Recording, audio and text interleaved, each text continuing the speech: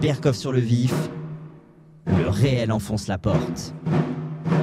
Mais avant d'attaquer le sujet suivant, on est déjà plus d'1 million en direct, mais par contre nous avons moitié moins de pouces, donc on compte sur vous pour faire monter la vidéo et mettre des petites pouces sous la vidéo. Et le sujet suivant est moins rigolo, André. On va parler de viol et de tentatives de viol et on commence par la France. Alors oui, commençons par la France. Vous savez, ça c'est terrible. On le sait, hein, on le sait, on le dit. On finit par s'habituer. Il faut jamais s'habituer à ça. C'est eh bien cette jeune brésilienne de 26 ans qui a été victime d'une tentative de viol mi-octobre dans le RERC en Île-de-France. L'agresseur l'aurait poussée, mordue et tenté de lui ôter son pantalon maintenant pour l'empêcher de crier. Et il y a eu une passagère, une femme. Et vraiment, bravo pour son courage et bravo. Passagère, directrice d'école est intervenue, a filmé la scène et a mis en fuite l'agresseur. Regardez. Lui est l'agresseur présumé. Cette femme, Marguerite, est l'héroïne. Je vous ai demandé de rester là-bas, vous ne voulez pas rester là-bas. Donc vous restez là-bas. Elle demande à l'assaillant menaçant de ne plus avancer. Derrière elle, la victime qu'il vient d'agresser, il aurait tenté de la violer. Elle crie, elle sanglote. Marguerite a la présence d'esprit de continuer à filmer quand l'homme prend finalement la fuite. Moi, c'est vrai que j'ai entendu les cris, elle qui se débattait, lui qui la coinçait. Lui, il est complètement couché sur elle, en train de l'agresser. Elle pouvait pas sortir de ses griffes et quand il m'a entendu, il s'est redressé. Et là, lorsqu'il s'est redressé, elle a pu le bousculer et passer pour arriver vers moi. Moi, je lui demande de pas s'avancer et de nous laisser tranquilles. Il voulait vraiment revenir et continuer à agresser la pauvre jeune fille. La victime est cette jeune Brésilienne. Elle est venue cet après-midi avec son avocat et son frère dans ce commissariat parisien. Elle a été confrontée au suspect arrêté hier soir grâce à la vidéo. Une jeune femme choquée qui remercie Marguerite sur les réseaux sociaux. Voilà. Heureusement, voilà, il n'y avait personne, vous savez, c'était... Et il aurait pu faire ce qu'il avait envie de faire, et c'est terrifiant. Et heureusement, il y avait cette Marguerite. Eh bien, Marguerite a non seulement gardé son sang-froid, mais elle a filmé. Et c'est grâce à sa vidéo, et c'est grâce à son portable, que justement les policiers ont pu arrêter... allez, on va dire l'ordure, oui, on va dire l'ordure, voilà. Et ça devient quoi? Ça devient quotidien, ça devient une habitude. Il faut que les femmes se déguisent en sac pour sortir. Et puis c'était dans la journée, c'était pas ni la nuit, ni à 2 heures du matin, etc. Alors, qu'est-ce qu'on fait? On en parle depuis des années, depuis... Tout le temps, chacun y va de ça, vous savez, de sa solution. Ah, il faut élargir les trottoirs. Oui, mais non, il faut mettre des lampadaires un peu partout, que la lumière soit.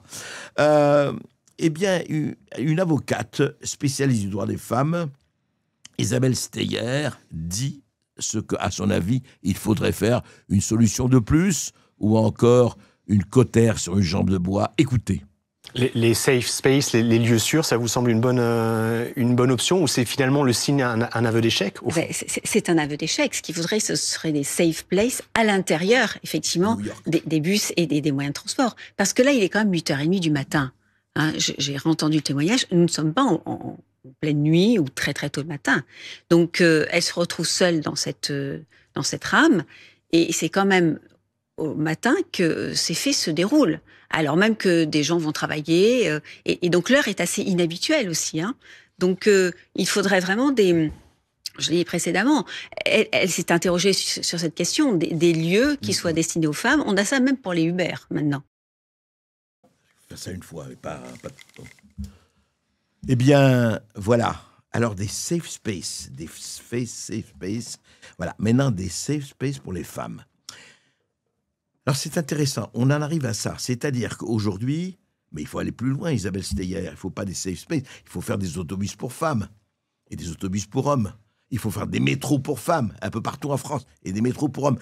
Est-ce qu'on en est là? Est-ce qu'on en est vraiment là? Il faut arriver à ça avec cette espèce de peut-être, mais c'est terrifiant. C'est-à-dire qu'au fond, on arrive toujours à dire un peu la même chose. À dire que l'État ne peut plus protéger ses citoyens. Et surtout, disons-le, ses citoyennes. On ne peut pas arriver là. il y a quand même ce sentiment d'impunité. Encore une fois, on ne va pas redire les mêmes choses 46 000 fois. Mais enfin, les safe space, alors on en est là. Donc voilà, on va faire... Mais s'il y avait un peu plus de sanctions, peut-être, s'il y avait un peu plus de butoirs, s'il y avait un peu plus de murs, peut-être ça se passerait autrement. Non, allez, écoutez, on va pas... Ce sont des victimes, elles aussi, ce sont des victimes, ce sont des gens qui ont des enfances difficiles, ils n'ont pas les codes culturels, ils sont d'une autre civilisation, on comprend pas. Si, on comprend très, très, très bien. Et je vais vous dire pourquoi on comprend très bien. C'est parce que, écoutez ce qui s'est passé en Suède. La Suède, c'est formidable en ce moment. La Suède est un modèle négatif total de ce qui pourrait arriver dans toute l'Europe. Et je ne parle même pas de l'Angleterre. Alors, je vous raconte ce qui s'est passé il y a 1 an en Suède. Ça s'est passé dans le nord de la Suède. Meia Aberg, 16 ans, 1er septembre 2024, rentre du travail après un service au McDonald's. Elle a manqué son bus et a emprunté un tunnel piétonnier pour entrer à pied. C'est dans ce tunnel qu'elle a été agressée sexuellement par un jeune homme de 18 ans originaire d'Érythrée. Meia a alerté immédiatement sa mère et la police. Des analyses ADN ont confirmé un rapport sexuel avec l'accusé. Donc, en première instance, le tribunal de Skellefteå, je retiens ça parce qu'il faut penser à Skellefteå en Suède du Nord. En première instance, écoutez bien, le tribunal de Skellefteå a acquitté l'accusé. Le juge a estimé qu'il subsistait un doute raisonnable sur le caractère non consenti du rapport, faute de preuves directes de contraire. Évidemment, une fille qui rentre de McDonald's, elle emprunte le tunnel piétonnier, elle rencontre un mec qui lui saute dessus. Ah ben oui, c'est consenti, bien sûr, elle le voit. C'est comme dans un film porno, elle le voit, elle est séduite, il la viole, tout va pour le mieux dans le meilleur des mondes suédois. Voilà comment ça se passe. Mais la cour d'appel, évidemment, il y a une cour d'appel chez eux, en Ovre-Norland, a infirmé ce jugement. Elle a jugé le témoignage de la victime crédible. Ah bon? Cohérent. Ah bon? Et confirmé par le contexte et les preuves. Le jeune homme a donc été condamné à 3 ans de prison pour viol et le procureur a demandé à son expulsion vers l'Érythrée après sa peine. Alors là, c'est très intéressant. La cour d'appel a rejeté la demande d'expulsion en application de la loi suédoise sur les étrangers. Motif de refus? La banalité du viol et surtout sa brève durée. Imaginez-vous que ça n'a duré de 6 minutes. Voilà. Donc le crime est grave, toujours au regard de la loi suédoise, mais pas exceptionnellement grave au sens de la loi. Écoutez-moi bien ce qu'ils disent. Voilà. L'extrait du jugement, je le lis parce que c'est la Suède. Mais la Suède, c'est pas loin. Hein. La Suède, c'est près. C'est près, la Suède. Magnifique. Ingmar Bergman, je pense, au grand cinéaste suédois. Le crime, alors, extrait du jugement. Le crime pour lequel Yazid Mohamed a été condamné est grave, certes. Mais, compte tenu de sa nature, de sa durée, de son jeune âge et de son absence d'antécédents, il ne peut être considéré comme exceptionnellement grave. Il n'existe pas non plus de motif suffisant pour estimer qu'il représente un danger sérieux pour l'ordre public. La demande d'expulsion est donc rejetée. Cour d'appel de Ovre-Norland, Suède, le 9 septembre 2025. Alors là, écoutez, quand même, il faut s'arrêter un peu. Donc, la gravité du viol dépend de sa durée. Donc, cher violeur, si vous avez envie de violer, essayez de faire ça en, allez, un peu de moins de 5 minutes. Un peu de moins de 5 minutes, ça marche. Un peu plus, alors ça ne va plus du tout. Non, là c'est très, très, très embêtant. Voilà. Calculez. Soyez un peu éjaculateur précoce, vous comprenez? Ça, vous échappez à la loi suédoise. C'est formidable. Vous serez absolument exempté de tout jugement. Voilà, donc, et puis après, non, mais pourquoi on va la renvoyer vers l'Érythrée? Pourquoi? Mais vous savez, en l'Érythrée, il risque peut-être d'être maltraité. Les lois érythréennes ne sont pas les lois suédoises, donc on va pas le renvoyer chez lui. En revanche, que lui se comporte d'une manière très très peu européenne, mais ça n'a pas d'importance. Vous savez, il faut quand même voir. Voilà où en est la Suède, voilà où en est les cours d'appel en Suède, voilà où en est la justice en Suède. Cette fille s'est faite violer, mais écoutez, c'est pas grave. Allez, on en ressort, vous survivez, c'est pas un crime. Donc, allez, vous allez surmonter ça, tout ça n'est rien. Voilà. Donc, le viol, ça commence à être grave à quel moment? Ça commence à être grave à quel moment dans cette chère Europe qui est en train... Et d'ailleurs, et je vais vous dire, ça ne se passe pas comme ça dans beaucoup de pays dits du tiers-monde, où ils sont beaucoup plus regardants en cette matière. Et là-bas, on ne viole pas impunément. Ici, on peut vraiment se poser la question.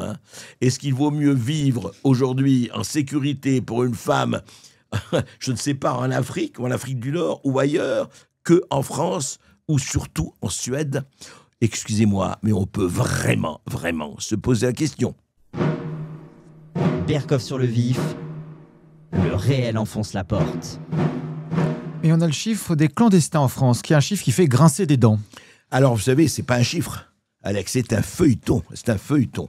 Alors, rappelez-vous, on a eu 3 épisodes. Mais vous allez voir, c'est formidable. C'est-à-dire que, vous savez qu'il n'y a pas de statistiques ethniques en France, donc on ne peut rien dire. Et c'est très bien, c'est peut-être très bien, peut-être très mal. C'est un autre débat. Mais ce qui est intéressant, vraiment très intéressant, c'est de voir comment, dans les médias, les responsables s'expriment quand ils ont ou ils ont été ministres de l'Intérieur. Alors, premier épisode rapide, c'est Laurent Nunez sur LCI avec Darius Rochemin. Alors, qu'est-ce qu'il dit Laurent Nunez chez Rochemin? Mais ça veut dire, pardon, combien de clandestins en France comme ordre de grandeur? Je ne veux pas donner ce chiffre. Je sais très bien que je vais alimenter des polémiques. Je n'ai pas envie d'aller sur ce terrain-là. Voilà, pardon, mais voilà. Mon job, c'est de lutter contre les filières et c'est ce que nous faisons, c'est ce que nous faisions et c'est ce que nous allons continuer à faire avec beaucoup de détermination. Vous comprendrez que ça paraîtra anormal à beaucoup de gens. Le contrôle du territoire, la sécurité de la personne et des biens, si je peux finir ma question, et simplement savoir combien de personnes, ça n'a rien de polémique. C'est de l'information de base de sécurité. Ça n'a rien de polémique, mais vous savez très bien qu'on donne parfois le chiffre de 200, 300 000. Voilà, ce sont des chiffres qui ne sont pas connus avec certitude. 200 à 300 000. Merci, monsieur le ministre de l'Intérieur. Voilà, c'est très bien, vous répondez. Mais le lendemain, moins de 24 heures plus tard, le même Laurent Nunez est chez Sonia Mabrouk sur Europe 1. Et là, vous allez voir, ça change. Donc voilà. 700 000 clandestins en France. C'est une estimation. Oui. C'est une estimation. Mais je note qu'elle est loin des 200 000, monsieur le ministre. Il y a une fourchette. C'est plus voilà. La fourchette de 6 à 900 000, voilà, me paraît assez cohérente, mais le chiffre de 700 000 l'est tout autant. Ah, la fourchette, c'est ça qu'on aime. Vous voyez, moi d'ailleurs, depuis que j'écoute Laurent Nunez, je ne mange plus qu'avec une fourchette. Ça me permet de savoir que quand je mange un plat de spaghettis, j'ai l'impression d'avoir mangé 2 fois ou 3 fois le même plat de spaghettis. La fourchette. Mais ça va beaucoup plus loin. Et on interroge le même Rochemin, le 23 octobre, interroge l'ex-ministre de l'Intérieur, le légendaire Bruno Retailleau. Et là, surprise, vous allez voir, encore un changement.